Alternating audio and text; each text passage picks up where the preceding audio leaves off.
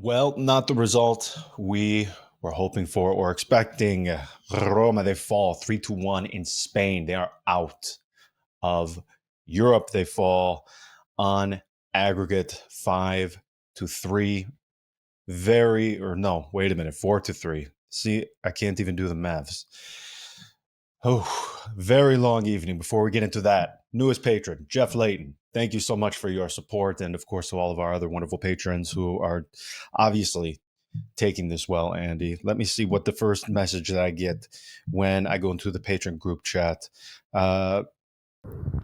Sack Terminate Tomo's Ranieri. contract Oh, before morning. okay. So that's level-headed, That's although that's somewhat. that's probably the most level-headed take you're gonna hear all night, John. Yeah, I mean, considering what some of the other things we are being treated to in this moment, everybody is remaining calm as one would expect. But thank you again, patrons. Patreon.com/RomaPress. Yeah, Early exactly, access John. to episodes. Awesome. That's an awesome way to advertise it. Just guys, if you are in need of negativity, please sign up to our Patreon because you're gonna get a hell of a lot more. Yes, well, I put an extra content episode out today about the Friedkin Group and how things have shifted since their acquisition of Everton. We've been seeing, as most people know, less and less of Ryan Friedkin at the matches. So something to keep an eye on. But tonight, there's one thing we will talk about. It obviously this performance in Spain. Andy, this was, I have to say, this was the typical old Roma because it is so perfectly encapsulating old Roma. When they concede a needless goal at the end. Now, Nico Williams, a boss. I mean, unbelievable player. Unbelievable. Unbelievable the amount of talent, the technical ability, the quickness that this guy possesses. Fantastic footballer. But to concede like that so late, and then you get that penalty at the end that El Shaarawy earns. That's the That one. to me, That's the one that hurts. That's yes, the Roma thing. It's kind of like yes, when we faced Bayer Leverkusen, right? And we sort of yeah, right, and we had Paredes deliver those penalties. And just and it's like you get the hope, right? You get the little bitterness of like you see what happens. You see what you could have been doing all game long. You see that perhaps hadn't you conceded one stupid goal or hadn't you made one stupid mistake, you would have been right there.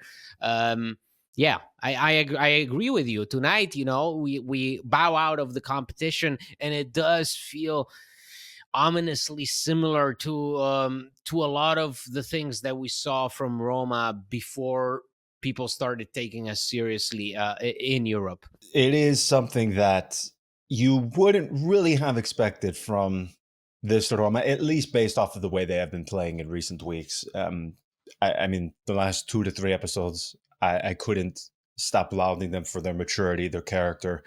And then, I mean, we talk about the character, and this is a guy who has come up quite often on so many of our episodes, particularly early on when he was not being able to even step foot onto the pitch. When you had Ivan Juric trying to convince us, all of us collectively, with a straight face, that Brian Cristante is more adept to playing as a central defender in a back three than Matt Hummels.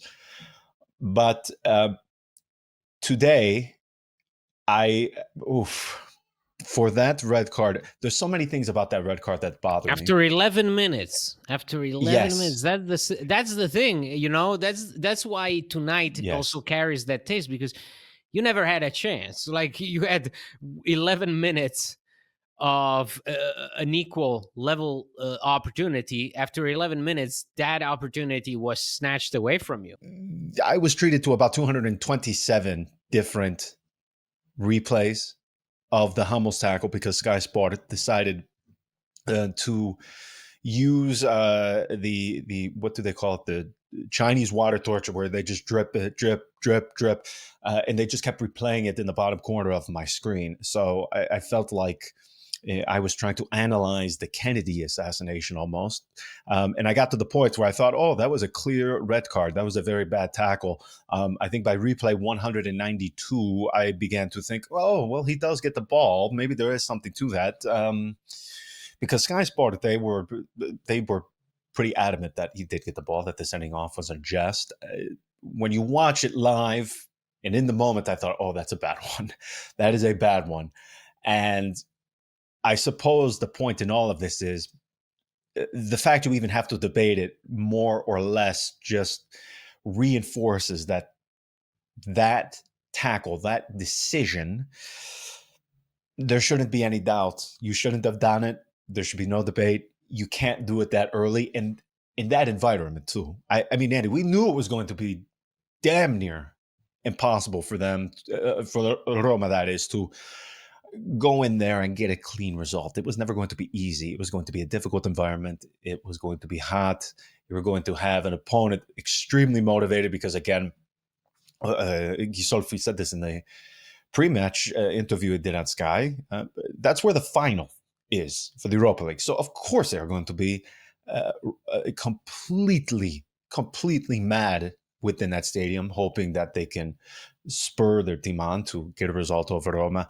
But it was already going to be tough, but there is nothing worse than sort of cutting off your own leg so soon into the game.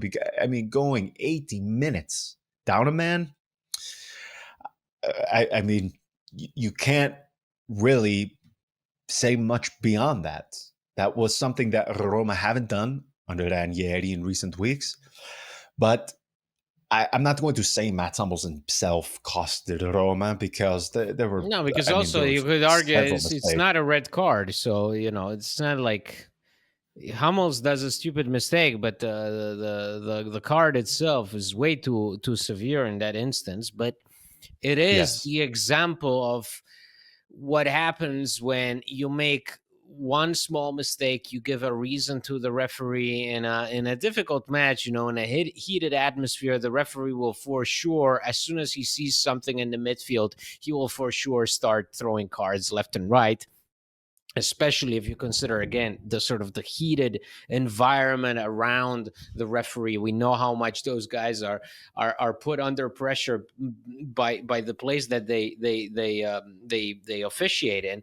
And so anything was going to be used against you, and that's when you pay. That's when you hurt yourself. It's sort of self-sabotage. It's some one of the things that Roma excel at, to clip their own wings. That's the thing that they do best, better than anyone else across their entire history. You will find thousands of episodes like that, where you go into a match and you are in a position where you hold an advantage, and yet you find a way to discard this advantage and lose it, and have the tables turn on you, and you end up like this, like on a night where you could have been celebrating, a night where you could have been reaffirming yourself, sending an extremely important message to everybody, to take notice of what this team is doing, because then it would have extended your streak. It would have gotten you through to the quarterfinals.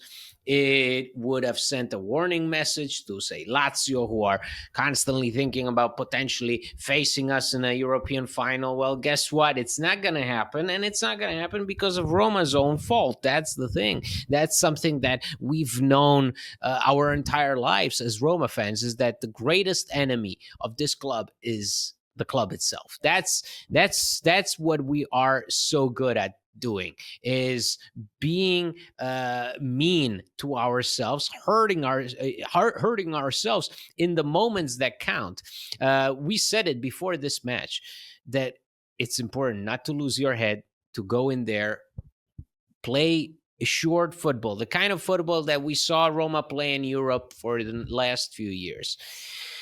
And what are the chances that your team's most decorated player, Mats Hummels, who has like his entire trophy room is 3 times bigger than Roma's, um, What are the chances that this guy, a veteran, a guy who's 36 years old, who's won a World Cup, has been playing on the highest of stages at all times, makes this kind of mistake? What are the chances at the 11th minute? So, again, we could be here dissecting this match, but really, the story is right there. It's 11 minutes of football, and then Roma are just playing catch up to Athletic Bilbao. Well, there's that too. And I can't help but notice as well over these two legs, one of the things that I have been very, very, very going out of my way to be over the top, almost to the point of hyperbolic in praising Roma was the timing of some of these goals, not giving up, fighting until the very end, getting goals at very opportune times. If you look at the ones they conceded, Bilbao in the first leg, when do they get that goal? That was 5 minutes into the second half, yeah. And then tonight, um, just before halftime, and then second half begins, about 15 to 20 minutes into it. You can see the second, fine. It's that last one that you were able to get away with quite a bit. And frankly, it didn't really cost you until the very end because, again, you get the penalty. El Shaarawy earns. All you had to do was hold on for half a minute in the first half and not concede that one before halftime. You would have been fine. And then it's that last one at the end in the 82nd minute where it is you just want to rip your hair out because you think, my goodness, they are doing the exact opposite of which they've done consistently over the previous 4 to 6 weeks. If they concede a goal, they are buckling down and not conceding another. They're fighting until the very last minute. They're not letting their heads drop. They're not taking their mind elsewhere and, sort of being taken advantage of by the opponent, and they get another goal. It is so frustrating to watch this tonight.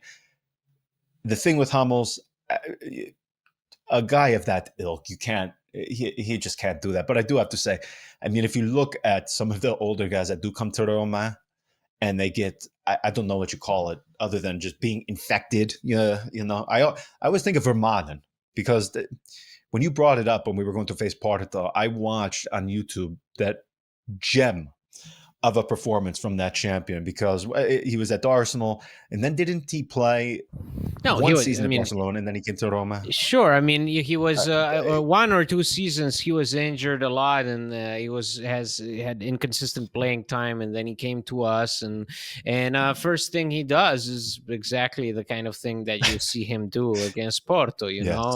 Completely lose his head. Here again, it's that kind of episode where you're like, "What happened, man?" Because Mats Hummels does that thing. Maybe 1,000 times in his career, and every time he gets it right. Tonight he gets it wrong. What are the chances? Again, why does it always have to come down to a particular episode that then marks your entire? Because arguably tonight was the most important match of the season. This that we will be saying this as we go on because there will be plenty more games to play of incredible importance in the league.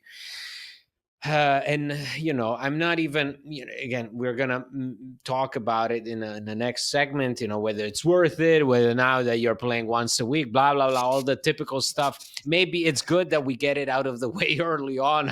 This I think has been the earliest. Hasn't this been the earliest that we've been eliminated? It has to be. It's prior to April, man. There you go. So yeah, this is the earliest. So this is new to us for the first time in 3 years. Yeah, in 3 years. Yes.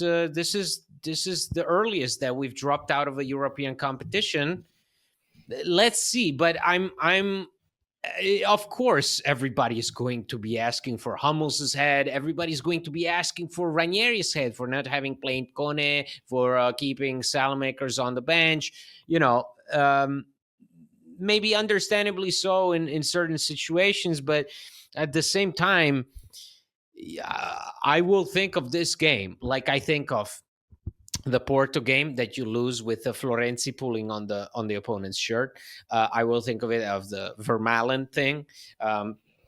I will think of this game in the same parameters that I think of so many of the match against the Europa League match against Sevilla with Fonseca on the bench, I believe. Yes, Um, yes, yes. Oh my you know, gosh, like during the I will pandemic. I will put this game in those ranks of games that just stand out because of certain episodes. This one in particular is bitter because you go into this match and we knew how complicated playing a return leg away from home was going to be, no matter if you're leading 2-1. And that's why it stings, because you had all the cards to have it your way. You were hoping that someone like Mats Hummels is going to be the man for you tonight, right? Well, guess what? He wasn't.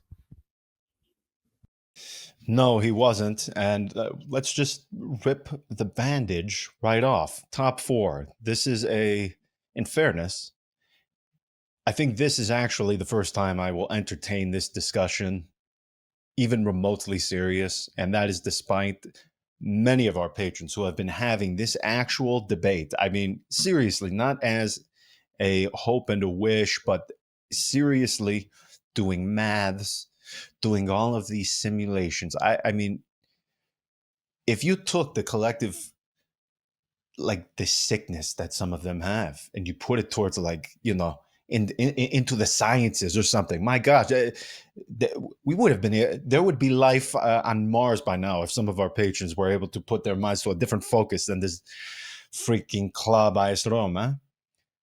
Having said that, this top four thing, I can't envision it. I'm not confident in it. And we have to, at least to some extent, because we've enjoyed the previous few weeks with Roma and the league, particularly away from home, getting these important results.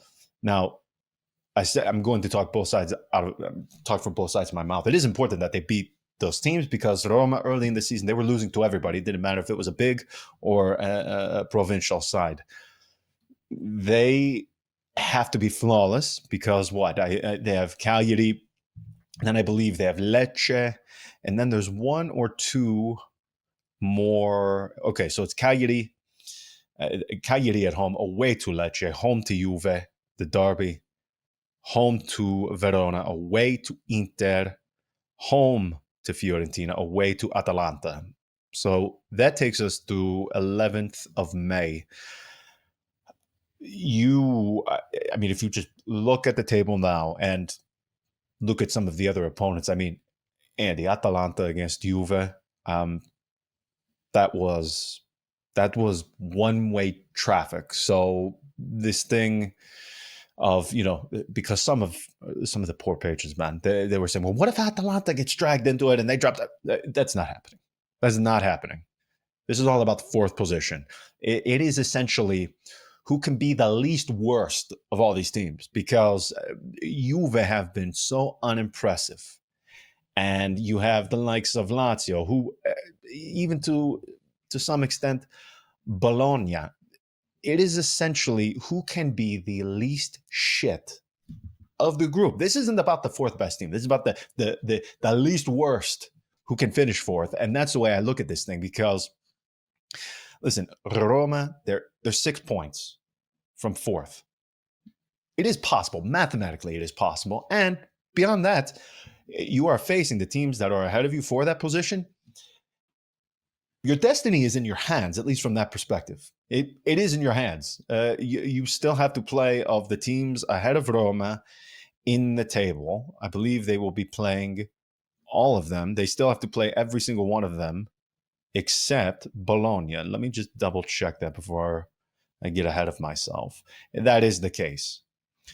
So, listen, destiny is in their hands. I'm sorry, Bologna and Napoli. So they still have to face Atalanta, Milan, Fiorentina, who are behind them now, Lazio, and Juve.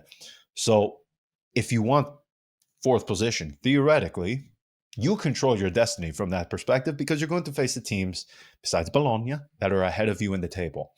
Um, but then you see things like tonight where those old wounds sort of crop back up, and you think to yourself, okay, they're going to be playing once a week now, which is obviously for a team like Roma going to be a benefit. However, I don't really know when you see the character flaws like we saw tonight, the lapses in judgment, the very silly mistakes in the timing of them, not being able to hold on until they blow the whistle for the end of the first half, conceding at that time, conceding at the very end. These are things where it doesn't matter who the manager is, who the players are. When you see that, it just you say in your head, it's like that meme, like, oh shit, here we go again. It just happens over and over and over and over. That is where my only hesitation comes from. I'm not confident that Roma will do it. As shit as Juve have been, I just are they going to be able to outduel, as bad as they have been, Thiago Motta's side? I have serious doubts. However, given this turnaround in the league, at least in recent weeks, there is at least a recipe for them in terms of play, in terms of finding a consistent starting 11 that Ranieri has to settle on. That's also one aspect I'm curious to see. Now that you don't have Europe, the thing with Salamakers, that I do question tonight. But now you're going to be playing once a week. You should absolutely, unequivocally be getting the very best of Artem Dovbyk, of Paulo Dybala, of Salamakers, of Baldanzi, Paredes, Kone. You're going to be able, ideally, to put your very best 11 out there for the rest of this season. And, hopefully everybody remains fit, no injuries. If they have their best 11 at their disposal and they are playing as we saw in recent weeks, and particularly from a mental perspective, I'm not saying the chances are zero, but I feel okay about their chances. I don't think they are going to finish top four. But this isn't something that is a conclusion from the standpoint of there's no way they're going to do it. Because frankly, you look at the teams, just they are fighting for fourth. Roma, quite literally, if they had Andy just turned their season around by 10 to 12 days, just prior, look at all those points they dropped, like just prior to Ranieri. You are looking at a completely different trajectory for the remainder of the season. So just the fact, though, that we're even entertaining this conversation quite seriously, the fact that it's even a possibility, it is an indictment on Roma, because I am trying to have the perspective. The first 3 months of this season were shit. They were so bad. So to be here right now, as painful as it was to watch Roma fall in Spain, we got to have at least some perspective. I mean, the fact that we're able to fall out of the European competition in March and still be having a very serious debate about the potential of finishing top four, I think is a testament to that. So as angry as I am about, conceding 2 stupid goals tonight, we do need some perspective and some balance. Yeah. Is that your way to put yourself above the patrons who are probably losing their minds right now, saying all kinds of stuff? The same patrons who did those top 4 predictions just a few weeks ago, right? So now is the time. You look at Juve, who have the same sort of situation where they're looking at potentially playing once a week, and it doesn't seem to be going too well for them in terms of everything that's going on with the energy of the team. And that's what I'm most concerned about. Is we know that the energy around this club can flip just like that, right? It goes from brilliant to downright horrible, and exactly like the group chat, like the patron group chat. That is L'etere Romano. That is where everything comes. That's what it comes down to. That the energy, the vibe. How do we talk about this team and how does the team react to that energy? So that's what I'm most concerned about, because sure, should they now start working towards top four, go into fourth gear, fifth gear, whatever it is, and just keep going at it, make the best of this opportunity that they've been presented with in March as opposed to April or May like in the past years. Sure. But again, as I always say, conosco I miei polli. I know my chickens. I know them. I know them by heart. I love them dearly, but I know them. I know what they're up to. I know how they react. I know when the pressure mounts, or when the tables flip, just like that. They get scared. So it really even starts from a simple match on paper, like the match against Cagliari. And that to me is the most important game of the season right now, because after that you have an international break. Now, the way you enter this international break, you're the master of your own fate. You know, it's all yours. It's all yours, guys. It's all yours, because you determine how you want to go into this international break. Do you want to go into it and torture yourself for all these days that you're going to be on the sidelines, not playing, just resting? Do you really want to have that, those headlines? Do you want to have those rumors? I mean, there's going to be talk about the next coach, the next CEO. There's going to be talk about the Friedkins, I don't know, acquiring Boston Celtics, whatever. There's going to be talk of the transfer market. There's going to be so much talking done in the next few days that I'm just covering it for the website. I'm scared. I'm honestly scared of what's going to happen during this international break. I do believe, as I said a while ago, that they need this international break, regardless of how they go into it. But it would be very important to go into this international break with the feeling that you can indeed get top four. That's why a win against Cagliari is so important, because that's when you know, is the team ready to place its focus on the objective that we all know, and we have known it from the very beginning of the season, that is going to be the ultimate objective for the team, to qualify for Champions League. Well, can you do it starting right now, when everything is stacked against you, when people are doubting you, when people are disappointed, upset, when people are calling for Mats Hummels' head, for Ranieri's job, whatever it is? Can you respond? That's the thing. And that's the difference ultimately between Roma and then, say, Juventus, Lazio, all those teams that I put in the same pot. Lazio, Juve, even Milan, Bologna, Fiorentina. I mean, everybody's there competing more or less for the same thing, except for Napoli, Inter, and Atalanta. So that's the difference, John, is can they react, and can they will they learn, and will they make the difference over their opponents? Because a team like Juve, well, they've been shaky. I wouldn't say that Thiago Motta's team have been able to react following the recent disappointments in Europe. That's for sure. And this Cagliari, despite the shit football that they play almost on an annual basis, it seems like, they went to Bergamo, held Atalanta to a draw. They only lost to Juve by one recently. This is not a team to dismiss, and it's going to be far, far from easy. But I agree with you.